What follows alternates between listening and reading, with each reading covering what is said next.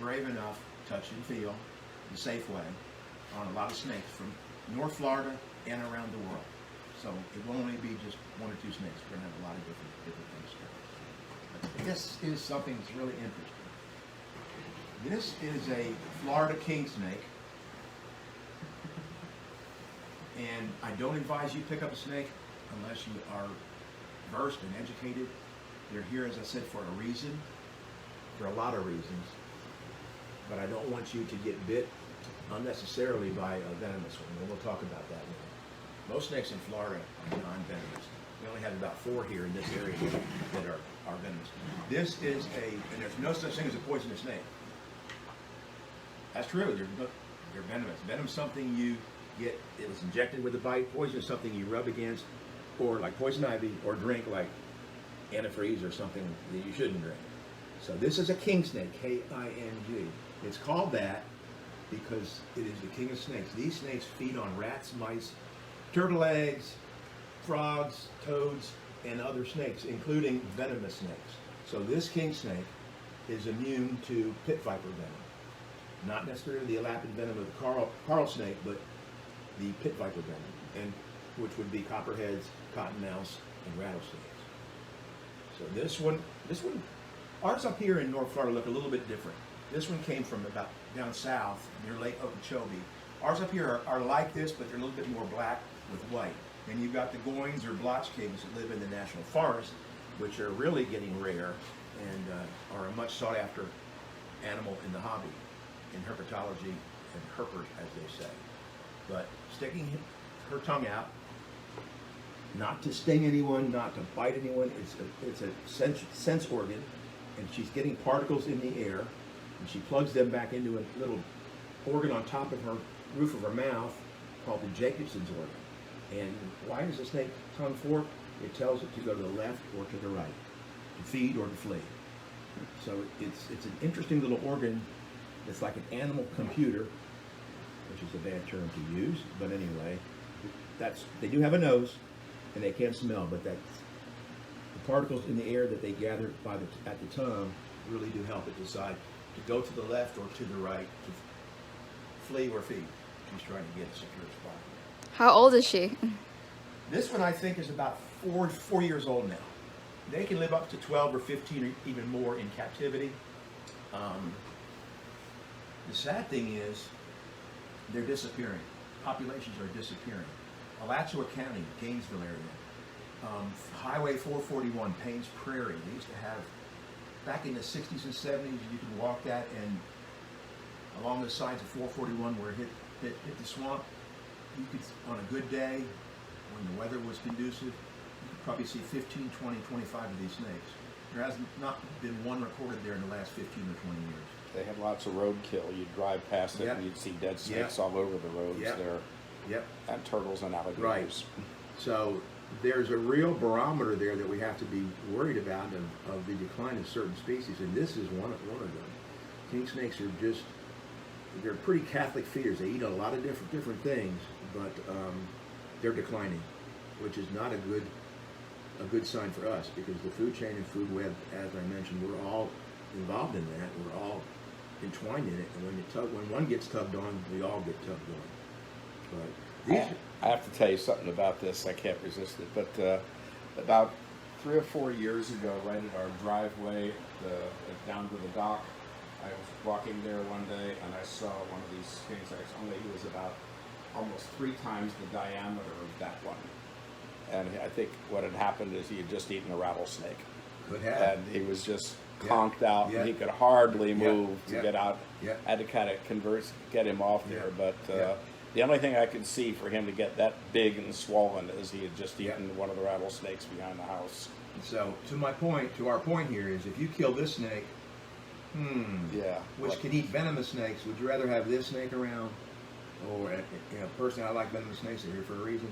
But this one will eat venomous snakes. So if you have kids or a pet, you'd rather have this one around than a venomous one. Okay, we have a question from the audience. Ruth, she asked, what kind of environment would the king snake live in? Sand? Water? Very good question. Habitat preference for most king snakes is related to water. Now they're in the middle of the national forest, but they're not far from water. Food, water, shelter, and places to raise young. That's what most animals need. Now, king snakes, like I said, on Payne's Prairie in Gainesville, 441, crosses this expansive prairie, wetland, and they like water. They're not necessarily a water snake because they're not. They're in the Lamprepeltis group, which is the king snake group. But they eat a lot of turtle eggs. They eat a lot of frogs. They eat toads. So usually they're associated with water fairly close. They won't be in the water every day, but they're usually near a swamp, a sink, or a wetland. That's a very good question. So like more fresh water than salt water Yes, for sure. Yes. Do they come in other colors? Yes. There's a lot of different species of king snakes. Up here we've got the eastern king. They look, like I said, they look kind of like this. Then they have the subspecies of the blotched or Boyne's king, which can be blotched or look like salt and pepper. And these are constrictors. These are constrictors. So what does that mean, constrictors? When they grab their prey, they wrap their coils around it, and they kill their prey not only by constricting it, but by suffocating it. So it's a combination of crushing and suffocation. So do not all snails? Are all snakes constrictors, No, or no. what's the difference between? Some snakes will just grab their prey like a water snake. Mm-hmm. They'll grab its prey and just use its 100 teeth or more. They've got 6 rows of teeth. And they'll just subdue their prey. Indigos in the same way, black racers, they subdue their prey just by jaw. Just by using their jaw. So do these guys have teeth? Yes, about 90. 90 teeth. Why do they have 90 teeth? How many teeth do we have? We have 32, right? Unless you play hockey. These guys got about 90 teeth. And they have no arms to hold their prey. So when they grab onto their prey, whether it be a rat, a mouse, or whatever, those teeth hold it in place while they wrap around it. Then there's the venomous snakes you talk about that have a different strategy called bite and then often let go. Let go. Yep. They don't constrict? No. They'll bite, and venom is their money. It's like you going to Burger King. You need money to buy your food. If they don't have any venom and they waste it on something they shouldn't be wasting on, they can't eat. So they'll bite something, and then here again they use those sensory organs, Jacob's organ, and sense of smell and sight, and they'll track it. They've learned that canebrakes, or timber rattlesnakes, they've changed the name, which are not too far from here. Yeah, they're in South Georgia, Moultrie, Bainbridge. They have found that they will figure out where the squirrels live, and the canebrake or timber rattlesnake will sit at the base of a tree, get the scent trail where that squirrel's been coming down, and just wait. Just wait. Eventually that little squirrel will come down, or a rat or whatever, and they'll nail it, they'll bite it, and then they just let the venom do the work. And they just sit back, and because really rodents can take a snake's head off, especially on the constrictors that latch onto a snake. And there's been several documentations of boas and pythons. And you have a pet snake, you throw a rat in there, and the rat's alive. The boa or python grabs it, and rodents have big teeth, big teeth, and they can actually chew a snake. They've actually been known to kill snakes. So. Okay, we have another question from the audience, from Theresa Mayton. She says, what is a reasonable thing to do when I find the next coral snake in my yard with my 2 dogs? The good thing about coral snakes is, here again, they play a part in the ecosystem, both as predator and prey. They're very, docile. They're very secretive. They're fossora. They live under the ground, under leaf litter, in lime rock. They're not aggressive snakes. I really don't think. I can't even think of a snake that cottonmouths and woodmouths. People say they're aggressive. I think that isn't true. If you leave them alone, they'll leave you alone. Now, what should you do if it's in your yard? You've got dogs or children. In this case, dogs. If there's any way you can just let it be. If you don't pick it up, you're not going to get bit. If you respect it, respect is the key word. If you respect, now, if there's children involved, there's dogs involved, and but the good thing about coral snakes is they're very secret. they don't have an attitude in most cases. They don't have an attitude. They're beautiful snakes. So it's good thing that writing or that question is going to be good, because the next snake I'm going to ask the viewers here if this next one is a coral snake. So that was a good question. But coral snakes can. I wonder if you ever see coral snakes twice, because I've never seen that. I've seen them actually. You see a coral snake and it disappears. It's amazing. A snake that big can disappear under an inch of Yes. leaf litter. Yes. And it goes down. Yes. It disappears. Yep. And you'll never see So it. they're very shy Very- snakes. It's very shy. Very So I mean, shy. like if it's in your yard, yes, it's an interesting.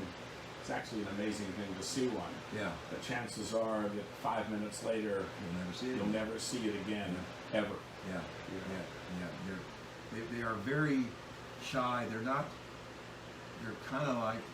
They're basically they're shy. That's all. Yeah. And here again, they don't want to waste their venom on something they can't eat, because the venom is money to a snake. And we talked about the benefits of snakes. Not only do they eat things that can transmit disease to us, like hantavirus and things, cause fires by the rodents cause fires by chewing on the wires. Venomous snakes. Look at all the venom research. Alzheimer's, cancer. There are tremendous amounts of studies going on how venom can help man. And here again, they're here for a reason. They're here for a reason. In fact, I call it the bite that saves, because really, when these scientists in labs milk the venom out, it's going to a good cause when they're doing all these studies that can help us live longer and prevent disease. So snakes are here for a reason. They're here for a reason.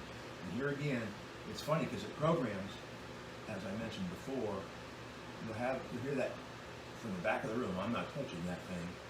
But 8 out of 10 times, the person that says that at the end of a program will be up there asking to touch it, because education is the key. And that's what Jack and Cypress and the staff here do. So education is the key. I think if you watch the news tonight, you're going to see some examples of where if you knew more about things, you wouldn't have all the turmoil in this world today. So. How old are snakes? How old? Yeah, I mean fossil records Oh, my and all goodness. that. Over 100. Let me see. And figures about- go first. I'm going to say at least 80 to 100 million. That's what I was thinking Yeah, too. So yeah. snakes have been, Yeah. and they have even much bigger snakes. There were some Oh, yeah. colossal things Colossal. that were way Yeah. bigger than snakes we Yeah. have today. And it's interesting, some of the pythons and boas have the remnants of legs. Yeah. So, and I don't get into the evolution or creationism, I let you decide that, but they've been around a while. Fossil record shows Fossil record, very yeah. ancient, Yeah, big snakes Yeah. that were around. yep. And big alligators and crocodiles. That's too. right. Everything And was big. scorpions. Scorpions started off in water. They were 3 and 4 feet long. I'm still waiting for Jack and Cypress to bring in about a 3 or 4 foot long scorpion. We're looking. Along with trilobites. There you go. There you go. So here's your question, viewers. First of all, thank you for viewing. And this is one that one of the kind people that wrote in might see. And if you'll notice, it's a very colorful snake. It looks like one of those barbershop things that they light up to to come in and get a haircut. I had to get one before I came here today. Anyway, so what is this? Is this a coral snake? Is it red touch yellow? Kill a fellow. I don't like that rhyme because it leaves the girls out. Red touch black, friend of Jack. That leaves the girls out. So someone's got to come up with a new rhyme. This is actually a Louisiana milk snake. It's a relative of our scarlet king snakes, which live here and are common in North Florida, which are non-venomous. Why is it that color? It's a warning. Stay away from me. Bright colors. Okay. It's the coral snake is a mimic, or this is a mimic of the coral snake, which is venomous. This is not venomous. Our scarlet kings here don't get as big as these Louisiana milk snakes. This, if you go over, let's see, New Orleans, Baton Rouge, you'll start to pick these up where our scarlet kings stop. Our scarlet kings are smaller, but they're the same coloration as this one. And that rhyme, by the way, red touch black, friend of Jack, red touch yellow, kill a fellow, is only good in certain parts of the world. Where? Only good in this part of the world. You go to South America or Central America, don't use that rhyme, because there are venomous snakes that look just like this in Central and South America. But in our part of North America, the rhyme holds. So the rhyme is geographically limited. Yeah, I've got to say something going, okay, so my answer to that thing was, you know, red on yellow, kill a fellow, or whatever else it was I was always saying previously, black head, you're dead. Right. Because coral snake have a black head, except look at this one. But if you really look at Does his he have a nose, black head? Yeah, he does. Yeah. Except for the nose. But if you look at the nose, coral snake would be all black.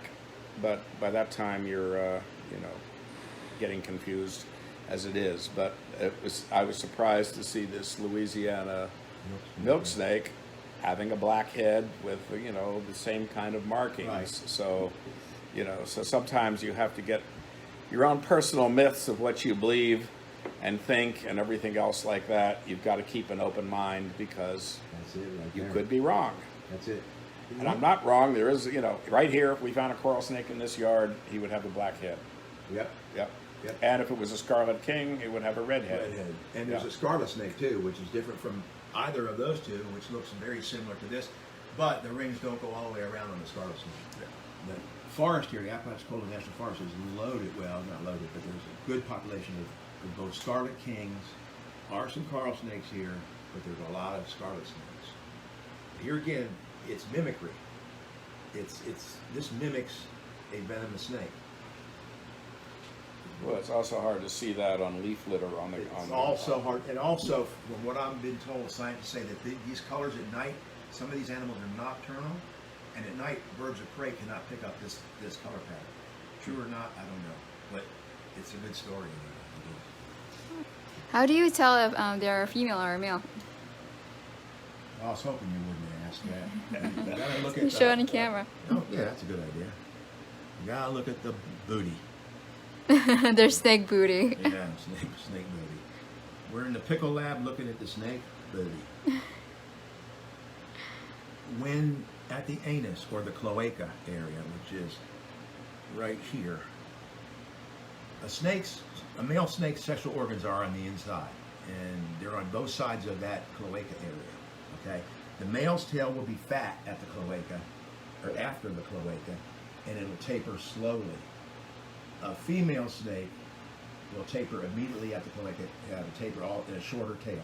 So it's basically the length of the tail. Coloration, except for maybe some of the mountain rattlesnakes, coloration is normally similar.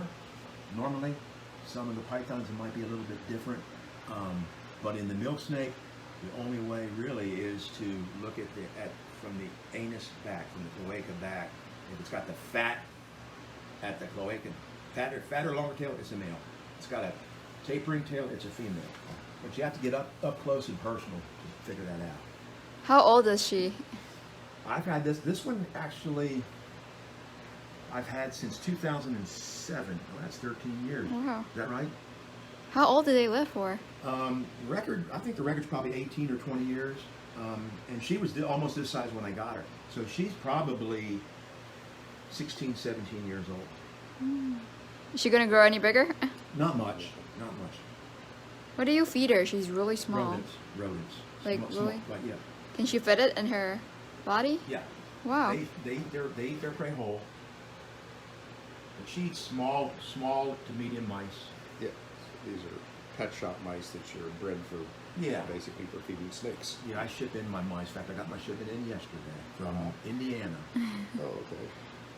And these are the kinds of snakes that you can find right out here in North Florida, Scarlet right? king snakes. Yep. Yep. Yeah. Yep. Not this one. You'd have to go west of here to Right, find this one. right. But you know, you just look at this. What an absolute gorgeous jewel this is. If you were thinking that you were going to get, you know, jewelry and Yes. finery and everything else, what could you actually do that you would actually come close to something this perfect, this gorgeous? This is perfection. And Instead of, you've got to overcome the myth of people That's it right there. killing these things. There was a dead milk snake on the bike trail the other day. Someone sent me a picture of. These were people on bicycles that were pedaling along and saw this beautiful milk snake, and they didn't see the beauty. They saw or felt the mythology of the terror, and they had to go ahead and kill this snake. And it's an absolute sin to kill a snake like this or any of these snakes at all, because this is part of the fabric of life. And this is One of the interesting things, like Jack, to dovetail on what Jack is saying, which is really astute. Like I said, we can finish each other's sentences. Basically, you know, snakes are here for a reason. I mean, they're in the food web, they're in the food chain, and people just don't understand what you don't. If you don't have the open mind to study something, it's just like Civil War or some other topic. What's going on now with all the gatherings in all the cities? You have to educate yourself to learn more. Look at all sides of it. Look at all sides, because if you educate yourself, knowledge is power. I guess I should just shut up and put it that way. So, and you have to have somewhat of an open mind. But it's funny, at most programs, the kids come to the front. They want to get Mr. Jerry, get the snakes out. Hold on. The adults are super glued to the back of the room. right. And they're the ones murmuring, oh, this isn't a good idea, and snake, this snake, the only good snake. But like I said before, 9 out of 10 of those people that are at the back of the room mumbling at the end of the program, the body language, they start to learn, they open up their minds. I guess children still have that sponge of a mind. They want to learn. And sometimes adults have a preconceived or a perception. They're older, maybe they don't have it, mind is not open enough to explore it, but they will slowly migrate to the front of the room. So it's interesting to see the change in body language when you do a program. And I think our fears partly are atavistic in a way. Yes. I mean, I've followed some various stories like this.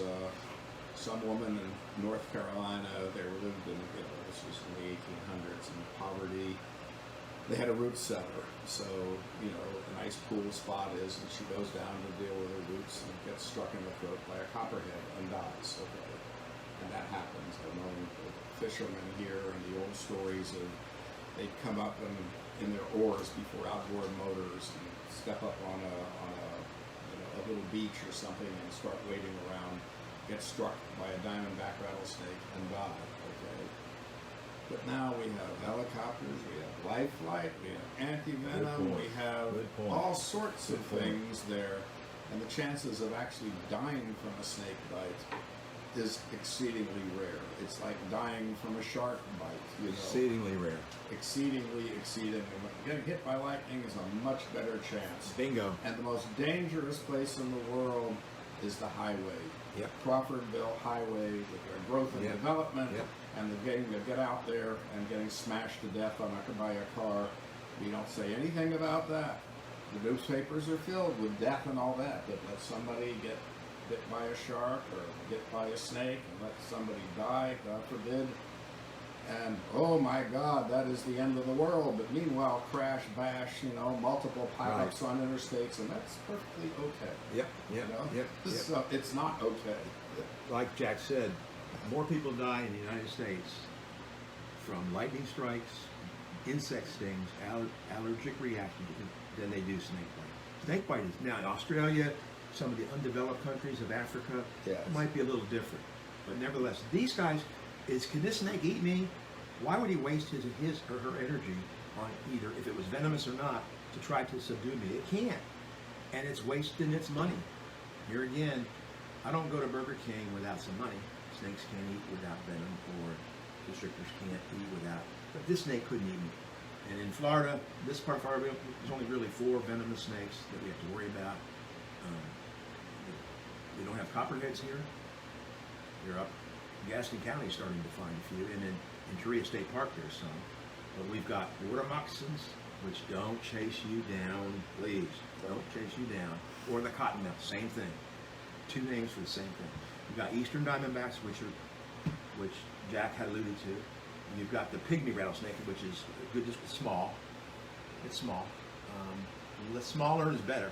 If you had to get bit by one, you want to get bit by a pygmy because they're little. It's kind of like fighting. You don't want to fight Mike Tyson. He's too big. You want to fight a bantamweight. Coral snake, the one that's red, touch yellow. Okay, those are really the only four. We don't have copperheads. Like I said, they're a little bit farther north in Korea area, and then you've got the canebreaker timbers in South Georgia. We don't have those here. There's about 48 types of snakes, give or take some, depending on who you're talking to in Florida. Subspecies, there's a few introduced species that Miami, South Florida's got several. Like, let's just say there's 50. I don't know if there's exactly 48. So how many are poisonous? This is your test. All viewers, test. How many are poisonous out of those 50? 0. Venomous. Only 6, and only 4 in our area. So there are about 6 in Florida. So, but they're here for a reason, and it's just understanding. I am very respected of sharks. I have to learn a little bit more about sharks. I respect them because when I'm in their water, I'm in their habitat. So I have a lot more to learn about sharks. So maybe that's why I came to see Jack and Snakes. And we have a lot to learn about snakes. We have alligators too. Oh yeah. Yes. By the way, we're trying to have an alligator show coming up here too. So I had my inspection the other day and I passed. My FWC. FWC, I know you inspected me. Thank you. All right, thank you, Jerry, for showing us these beautiful snakes. If you want to join us, what dates are you here? June 13th, next Saturday, which I believe is a week from tomorrow, at 11 a.m. at the Aquarium, and then 2 p.m. Same program, Snakes Alive. All right, thank you, Jerry. Thank you.